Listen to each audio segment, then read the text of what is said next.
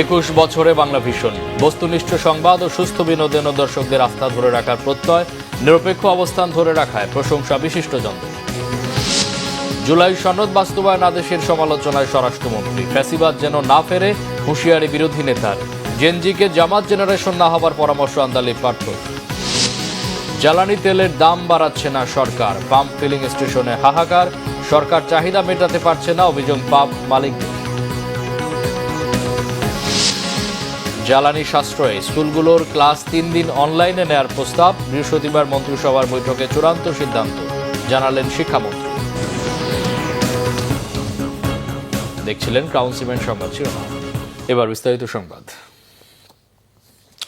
20 পেরিয়ে 21 বছরে পদার্পণে ফুলেল ভালোবাসায় সিক্ত হল সবার প্রিয় চ্যানেল বাংলা ভিশন।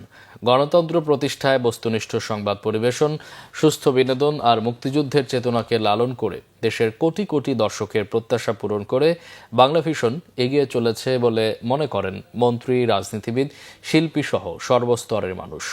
প্রতিষ্ঠার শুরু থেকে নানা প্রতিকূলতা অতিক্রম করে যে নিরপেক্ষ অবস্থান ধরে রেখেছে এই চ্যানেলটি, ভবিষ্যৎ বাংলাদেশ বিনির্মাণে তা পাথেয় হয়ে থাকবে বলে মনে করেন বিশিষ্টজনরা।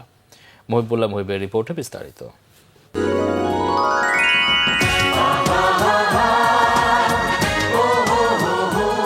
একুশ বছর বয়স মানে তারুণ্যের স্পৃহা, অসীম সাহসিকতা, নতুন স্বপ্ন গড়ার এবং দুঃসহ স্পর্ধায় মাথা তোলবার সময়। উদ্দীপনাময় 21 বছর নিয়ে প্রমোদ বসুর চিরায়ত সেই উক্তি, এ আমার রজনীগন্ধার ঝোপ, এখানে রোদ্দুর আসে প্রতিদিন প্রথম রোদ্দুর।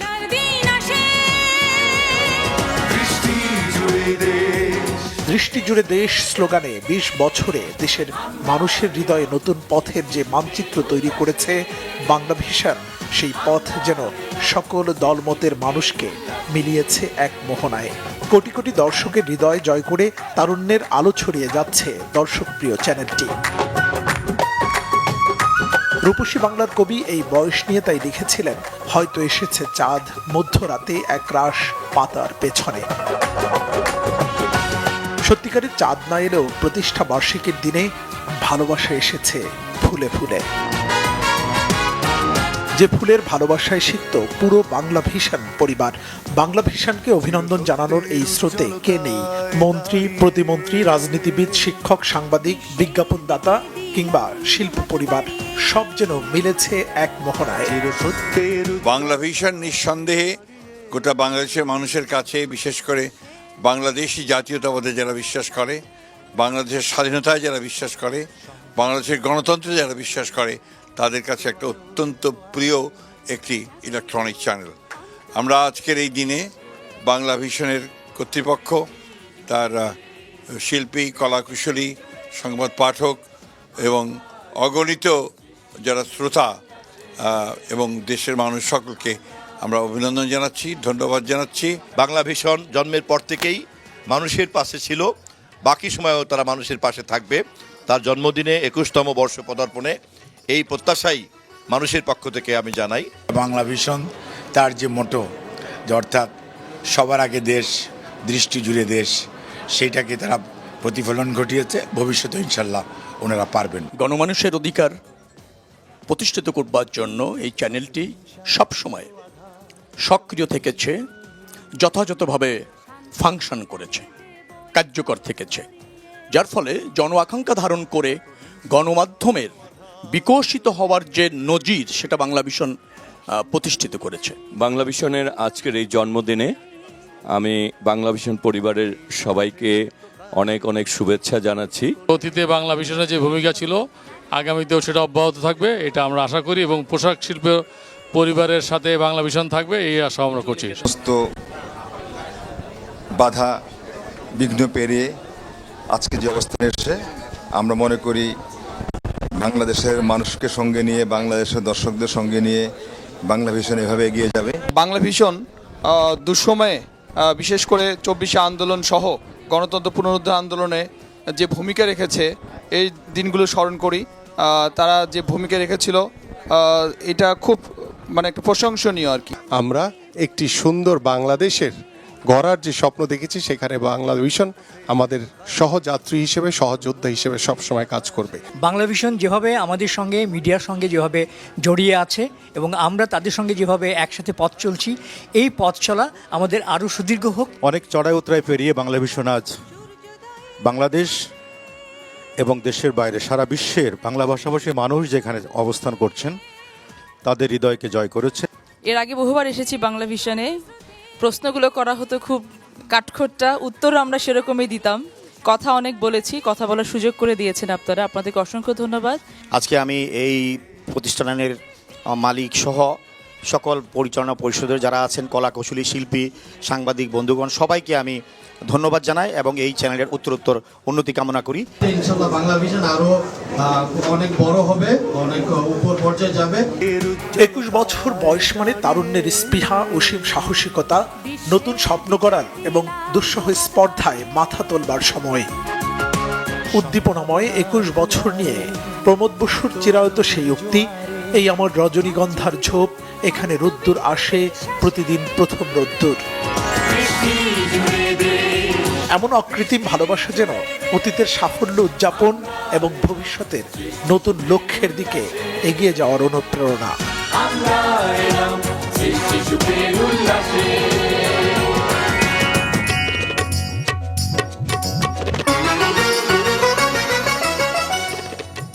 মিডিয়া জগতে নতুনত্বের আবির্ভাব ঘটাবে।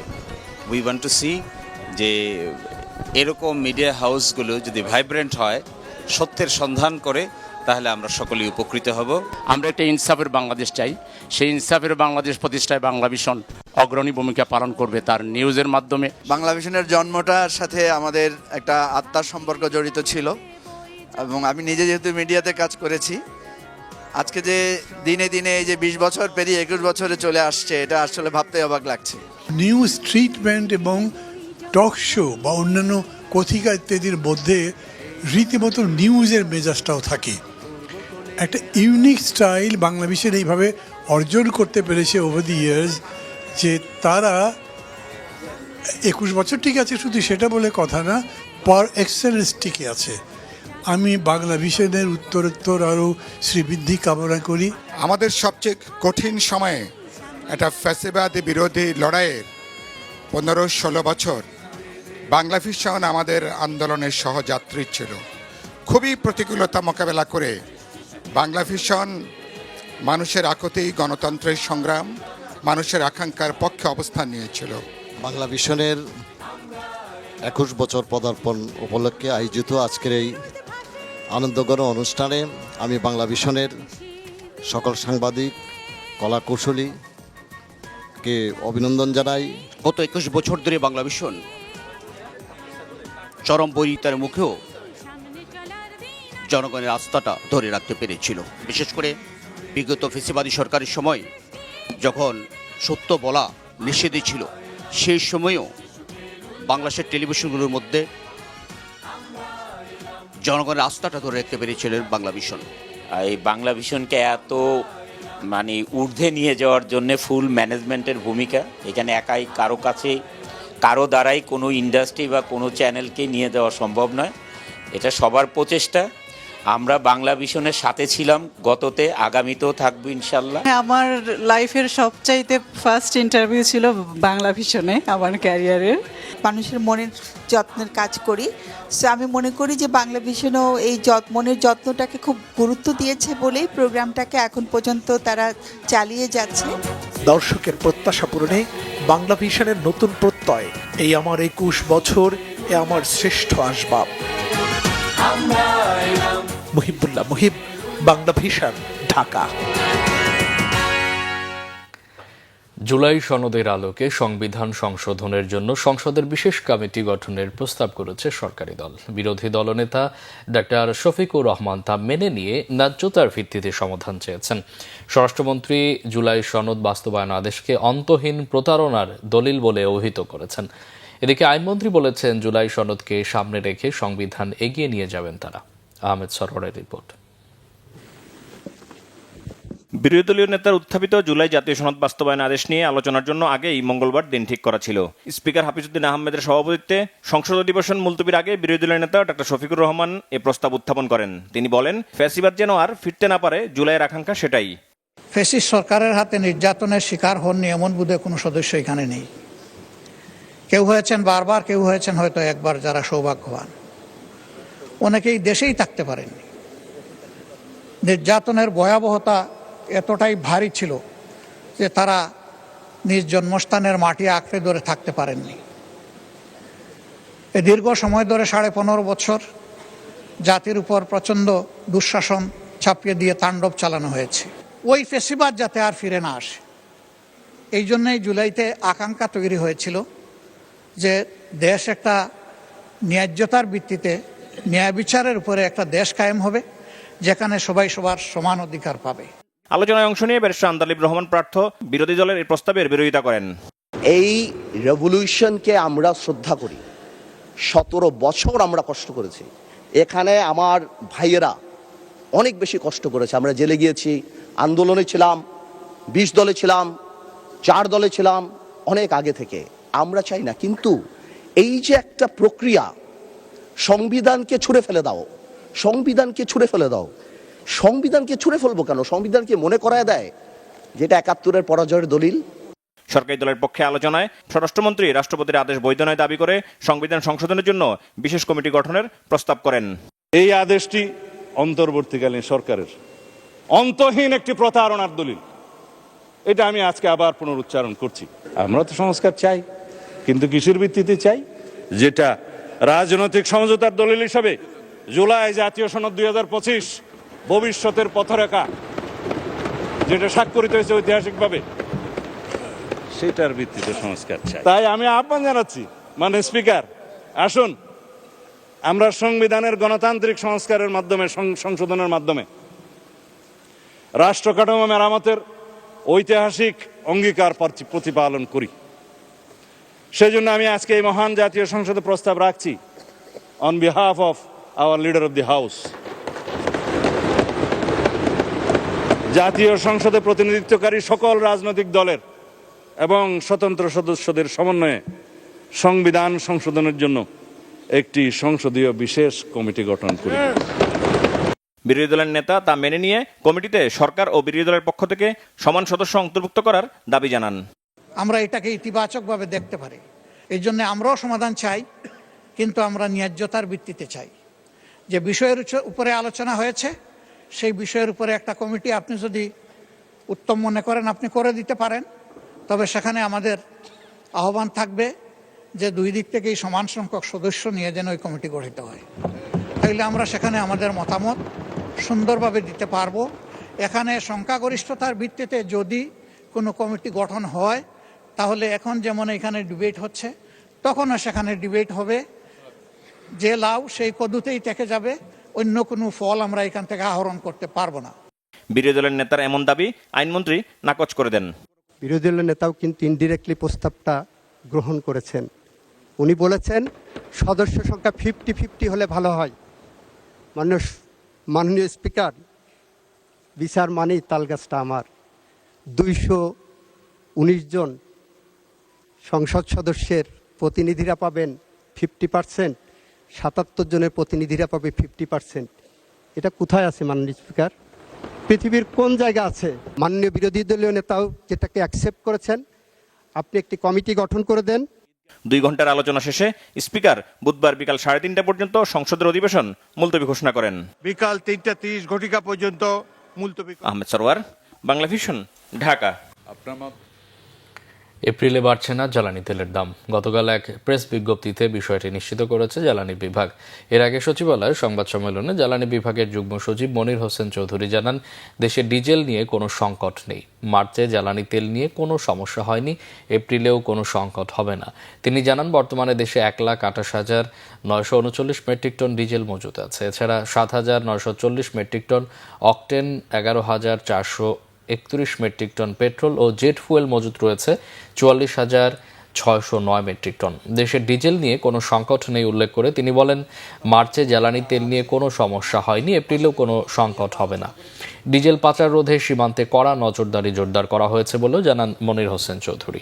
তিনি বলেন, জ্বালানি বিক্রিতে একটি অ্যাপ তৈরি করছে সরকার, সপ্তাহখানেকের মধ্যেই সেটির পরীক্ষামূলক ব্যবহার শুরু হবে। ডিপো থেকে পাম্পে তেল কম সরবরাহ বা তেল দেয়া হচ্ছে না এমন কোনো অভিযোগ পাওয়া যায়নি উল্লেখ করে তিনি আরও জানান, সব মিলিয়ে এখন পর্যন্ত অবৈধভাবে মজুত করা 2,96,000 লিটার জ্বালানি তেল উদ্ধার করা হয়েছে। আমরা মার্চ মাসেও আপনাদেরকে আশ্বস্ত করেছি যে আমাদের কোনো সংকট নেই। এপ্রিলের একদিন আগে দাঁড়িয়েও আমি বলছি আপনাকে, ইনশাল্লাহ কোনো অসুবিধা নেই। আমরা দুভাবে হিসাব করি, আজকের দিনেও ওই মাননীয় মন্ত্রী যেটা বলেছে সেভাবেই স্টক আছে। আমি এই মুহূর্তে অ্যাভেইলেবল যেটা আমি ব্যবহার করতে পারবো সেটার কথাটা আমি বলেছি। আমার কিন্তু ডেড স্টক একটা, এটা আপনারা যারা কমার্সের স্টুডেন্ট আপনারা জানেন, আমার ডেড স্টক আছে, কিন্তু সেটা সহ আমরা গত বছরের সাথে হিসাব করে ওইটা হচ্ছে আমাদের মূল হিসাব। এদিকে প্রতিদিনের মতো মঙ্গলবারও তেলের পাম্পগুলোতে যানবাহনের দীর্ঘ সারি ছিল। চালকদের অভিযোগ, পাম্পে তেল না মিললেও অতিরিক্ত দামে তা মিলছে পাড়া মহল্লার দোকানগুলোতে।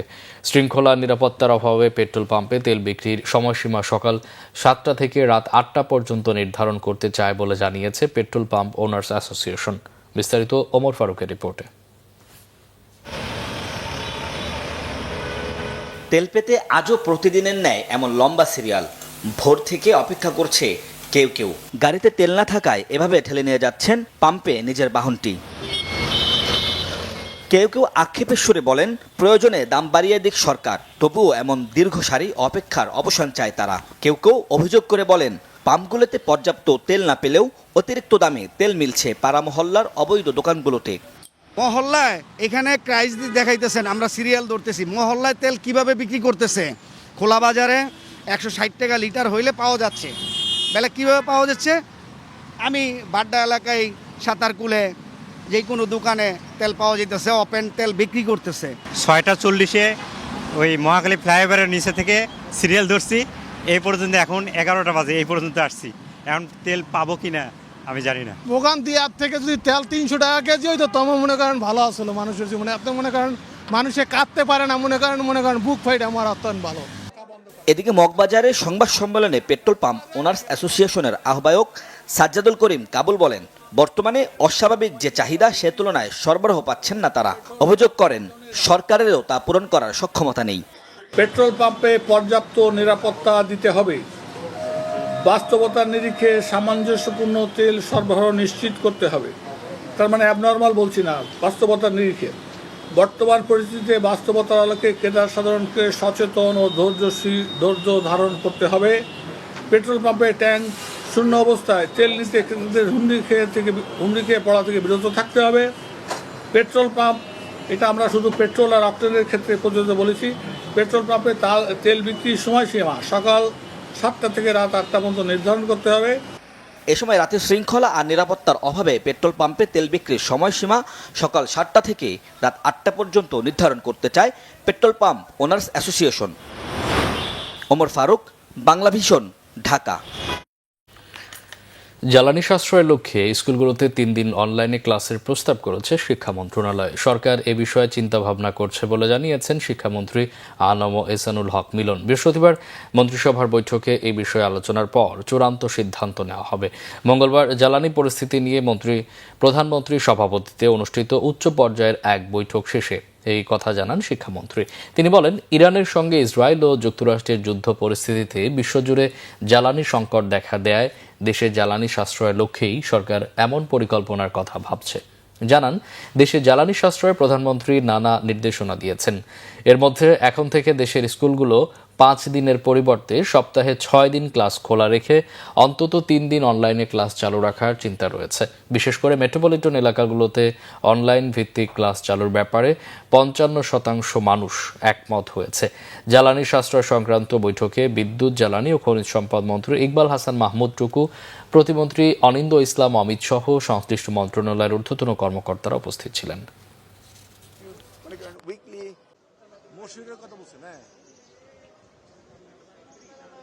আমরা ভাবছি যে আমাদের স্কুল সিস্টেমগুলোকে অনলাইনে এনে তাদেরকে on and of blending system, মনে করেন উইকলি আমাদের 5 দিন ক্লাস ছিল। এখন আমরা কিছু ক্লাস আওয়ার লস করেছি রোজার ছুটিতে এবং বিভিন্ন রকমের দেশের আন্দোলন সব মিলিয়ে। তো আমরা স্কুল আওয়ারটাকে অর্থাৎ 6 ডেজে উইক করছি। ইন দ্য মিন টাইম আমাদের ফুয়েল ক্রাইসিস, ইন্টারন্যাশনাল ক্রাইসিসের কারণে আমরা ভাবছি যে ব্ল্যান্ডিং করা যায় কিনা, অন এবং অফ আসবে এবং অনলাইনে, সেটা নিয়ে আমরা আলোচনা করেছি এবং সেগুলিকে আমরা বাস্তবায়ন করার জন্য ইতিমধ্যে আমি সার্ভে করেছি। 55% পিপল চাচ্ছে, ইউজার্সরা চাচ্ছে যে তারা যেন অনলাইনে যায়। মুক্তিযুদ্ধ বিষয়ক প্রতিমন্ত্রী ইশরাক হোসেন বলেছেন, মুক্তিযোদ্ধাদের তালিকায় অমুক্তিযোদ্ধাদের অন্তর্ভুক্তি মহান মুক্তিযুদ্ধের চেতনার পরিপন্থী। এ ধরনের অনিয়ম দূর করতে সরকার জোরালো পদক্ষেপ নেবে। মঙ্গলবার জাতীয় প্রেস ক্লাবে ডক্টর অ্যাসোসিয়েশন অব বাংলাদেশ ড্যাব আয়োজিত আলোচনা সভায় তিনি একথা বলেন। অনুষ্ঠানে প্রধান অতিথি হিসাবে বক্তব্য রাখেন তথ্য ও সম্প্রচার মন্ত্রী জহিরুদ্দিন স্বপন। আলোচনায় প্রতিমন্ত্রী ইশরাক হোসেন বলেন, অনেকেই মুক্তিযোদ্ধাদের তালিকা নিয়ে বিভিন্ন অভিযোগ উত্থাপন করেছেন, তবে মুক্তিযোদ্ধাদের আগে ভুয়া শব্দটি ব্যবহার করাকে তিনি অসম্মানজনক মনে করেন। এর পরিবর্তে অমুক্তিযোদ্ধা বলা উচিত বলে মত তার। বিগত সময়ে মুক্তিযোদ্ধাদের তালিকায় অনিয়ম হয়েছে উল্লেখ করে ইশরাক হোসেন বলেন, জাতীয় মুক্তিযোদ্ধা কাউন্সিল যাচাই বাছাই করে মন্ত্রণালয়ে সুপারিশ পাঠায়, সেই সুপারিশের ভিত্তিতেই দপ্তর গেজেটভুক্ত বা বাতিলের সিদ্ধান্ত নেওয়া হয়। বিগত ফ্যাসিস্ট স্বৈরাচারের আমলে অনেক অমুক্তিযোদ্ধাদেরকে তালিকাভুক্ত করা হয়েছিল এবং বর্তমানে মন্ত্রণালয়ের হিসাব অনুযায়ী 1,93,000 সামথিং এই গ্যাজেটভুক্ত মুক্তিযোদ্ধা তালিকায় অন্তর্ভুক্ত করা হয়েছে। মাত্র 30 দিন হলো আমরা সরকার গঠন করেছি, তো এর মধ্যেই বেশ কয়েকটি আবেদন এসেছে, কয়েকটি গ্যাজেট বাতিলও করা হয়েছে এবং 2-1 জনকে অন্তর্ভুক্ত করা হয়েছে। তো আমরা বলতে চাই যে আগামী দিনে অবশ্যই আমরা এই বিষয়ে জোরালো পদক্ষেপ নেব, কারণ আমরা মনে করি যে মুক্তিযুদ্ধের তালিকায় অন্তর্ভুক্ত করার মাধ্যমে মহান মুক্তিযুদ্ধকে অপমানিত করা হচ্ছে, মুক্তিযোদ্ধাদেরকে অপমানিত করা হচ্ছে। 2013 সালে রাজধানীর মতিঝিলের শাপলা চত্বরে হেফাজত ইসলামের মহাসমাবেশে হত্যাকাণ্ডের অভিযোগের মামলার তদন্ত শেষ পর্যায়ে রয়েছে বলে জানিয়েছেন আন্তর্জাতিক অপরাধ ট্রাইব্যুনালের চিফ প্রসিকিউটর মোহাম্মদ আমিনুল ইসলাম। বলেন, দ্রুত তদন্ত প্রতিবেদন দাখিল করা হবে।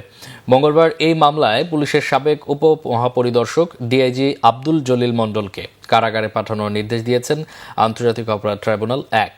পরবর্তী শুনানির জন্য আগামী 5 এপ্রিল দিন ধার্য করেছে ট্রাইব্যুনাল। পরে চিফ প্রসিকিউটর আমিনুল ইসলাম সাংবাদিকদের বলেন, শাপলা চত্বর হত্যাযজ্ঞের তদন্ত শেষ পর্যায়ে রয়েছে, দ্রুত তদন্ত প্রতিবেদন দাখিল করা হবে। চিফ প্রসিকিউটর বলেন, অতীতে যত ক্রসফায়ারের ঘটনা ঘটেছে তা যাচাই বাছাই করে ট্রাইব্যুনালে বিচারের আওতায় আনা হবে। তিনি আরও জানান, 1/11-এর সময় মানবতাবিরোধী অপরাধের সঙ্গে যাদের নাম আসবে তাদেরকেই বিচারের আওতায় আনা হবে। প্রত্যেকটা ক্রসফায়ারের একই রকম স্টোরি তারা আমাদের সামনে উপস্থাপন করেছে বারবার, যে সারা বাংলাদেশে যতগুলো ক্রসফায়ারের ঘটনা ঘটেছে আমরা তার একটা পরিসংখ্যান নিচ্ছি, সবগুলো কেসের কপি আমরা সংগ্রহ করছি, যারা যেভাবে সেই মামলাগুলো হয়েছে সেইগুলো আমরা যাচাই বাছাই করব। আমাদের একটা কমিটি আমরা গঠন করে দিচ্ছি, সেটা যাচাই বাছাই করে এই অপরাধগুলোর মধ্যে যেগুলো আমাদের ট্রাইব্যুনালে বিচারের আওতাভুক্ত হবে এই সবগুলো মামলা আমরা তুলে নিয়ে আসব এবং আমাদের এই ট্রাইব্যুনালের বিচারের ব্যবস্থা করব। সমঝোতা হোক বা না হোক 2 থেকে 3 সপ্তাহে ইরান যুদ্ধ শেষ করার বার্তা দিয়েছেন মার্কিন প্রেসিডেন্ট ডোনাল্ড ট্রাম্প। এদিকে টানা 33তম দিনে ইরানে যুক্তরাষ্ট্র ইসরায়েলের যৌথ হামলা আর পাল্টা জবাব অব্যাহত আছে। এমন অবস্থায় 5 দফা শান্তি প্রস্তাব দিয়েছে পাকিস্তান আর চীন। হোয়াইট হাউসের ওভাল অফিসে প্রেসিডেন্ট ট্রাম্প জানিয়েছেন, পরাজয় বুঝে সমঝোতার জন্য তোড়জোড় করছে ইরান। এক্ষেত্রে যুদ্ধ শেষ করতে সমঝোতা হওয়াকে অপ্রাসঙ্গিক বলছেন। ট্রাম্প জানিয়েছেন, ইরানের পরমাণু বোমা তৈরির সম্ভাবনা শেষ হলেই হামলা থামিয়ে দেবে ওয়াশিংটন। এক্ষেত্রে 2 থেকে 3 সপ্তাহ লাগতে পারে। এমন অবস্থায় মঙ্গলবার রাতে ইরানের ইস্পাহানে একের পর এক বাংকার বাস্টার বোমা ফেলেছে মার্কিন বাহিনী। এতে বিদ্যুৎ সরবরাহ বন্ধ হয়ে অন্ধকার হয়ে যায় বিস্তীর্ণ এলাকা। হামলা হয়েছে কারাজ ও আশপাশের শিল্প প্রতিষ্ঠানে। যুক্তরাষ্ট্র ইসরায়েলের যৌথ হামলায় ক্ষতিগ্রস্ত হয়েছে ঔষধ উৎপাদনকারী সংস্থা, ইস্পাতের কারখানা আর বিদ্যুৎ কেন্দ্র। ইসরায়েল ছাড়াও মধ্যপ্রাচ্যে মার্কিন অবস্থানের ড্রোন আর ক্ষেপণাস্ত্র ছুড়ে জবাব দিচ্ছে ইরান। 1 এপ্রিল থেকে অ্যাপল, গুগল, মেটা সহ 18টি মার্কিন প্রযুক্তি প্রতিষ্ঠান লক্ষ্য করে হামলা শুরুর ঘোষণা দিয়েছে ইরানের বিপ্লবী গার্ড বাহিনী। লেবাননেও হামলা আর হত্যাযজ্ঞ জারি রেখেছে ইসরায়েল। দক্ষিণ লেবাননের বিস্তীর্ণ এলাকার অবকাঠামো গুঁড়িয়ে বাস্তুচ্যুতদের সেখানে আর ফিরতে না দেওয়ার ঘোষণা দিয়েছে ইসরায়েলের প্রতিরক্ষা মন্ত্রী ইসরায়েল কাটস। এদিকে ইরানের ভৌগোলিক অখণ্ডতা রাখা আর যুদ্ধবিরতি সহ ইসলামাবাদ ও বেইজিংয়ের 5 দফা শান্তি প্রস্তাব নিয়ে আলোচনা চলছে। ফুটবল পরাজয় দিয়ে এশিয়ান কাপ ফুটবলে বাছাই পর্বের মিশন শেষ করতে হলো বাংলাদেশকে। ফরওয়ার্ডদের দুর্বল ফিনিশিংয়ে খেসারত দিয়ে সিঙ্গাপুরে স্বাগতিক দলের কাছে 1-0 গোলে হেরেছে লাল সবুজরা। সিঙ্গাপুরের বিপক্ষে জয় পেলে গ্রুপে দ্বিতীয় হবার সুযোগ ছিল বাংলাদেশের। সিঙ্গাপুর ন্যাশনাল স্টেডিয়ামে সেই লক্ষ্য নিয়ে মাঠে নেমে আক্রমণাত্মক ফুটবলই খেলেছে হামজা মুরসালিনরা। ম্যাচে হাভিয়ার কাবরেরার দলের প্রাধান্য ছিল সুস্পষ্ট, কিন্তু খেলার ধারার বিপক্ষে রক্ষণভাগের ভুলে 31 মিনিটে পিছিয়ে পড়ে বাংলাদেশ। 31তম মিনিটে কাউন্টার অ্যাটাক থেকে এগিয়ে যায় সিঙ্গাপুর।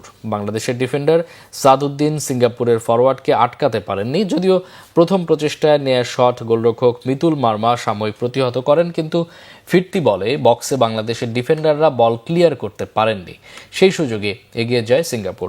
এরপর গোল পরিশোধে মরিয়া হয়ে একের পর এক আক্রমণ করেছে বাংলাদেশ, কিন্তু প্রাপ্ত সুযোগগুলো কাজে লাগাতে পারেনি শেখ মুরসালিন, ফয়সাল আহমেদ ফাহিম, সমিত সোমরা। দ্বিতীয়ার্ধে সিঙ্গাপুরের ওপর একের পর এক চাপ সৃষ্টি করেও ম্যাচে ফিরতে পারেনি। এই ম্যাচে রক্ষণ ভাগের মতো আক্রমণ ভাগে ফিনিশিংয়ের দুর্বলতা প্রকট হয়ে উঠেছে। এই জয়ে 6 ম্যাচে 4 জয়ে 14 পয়েন্ট নিয়ে পরাজিত থেকেই চূড়ান্ত পর্ব নিশ্চিত করেছে সিঙ্গাপুর। অন্যদিকে 6 ম্যাচে 1 জয় ও 3 পরাজয় গ্রুপে তৃতীয় হয়ে বড় হতাশা নিয়ে মিশন শেষ করেছে বাংলাদেশ। সংবাদ শেষ করব ক্রাউন সিমেন্ট শিরোনামগুলো আরেকবার জানিয়ে। 21 বছরের বাংলা ভিশন, বস্তুনিষ্ঠ সংবাদ ও সুস্থ বিনোদনে দর্শকদের আস্থা ধরে রাখার প্রত্যয়, নিরপেক্ষ অবস্থান ধরে রাখায় প্রশংসা বিশিষ্টজনদের। জুলাই সনদ বাস্তবায়ন আদেশের সমালোচনায় স্বরাষ্ট্রমন্ত্রী, ফ্যাসিবাদ যেন না ফেরে হুঁশিয়ারি বিরোধী নেতার।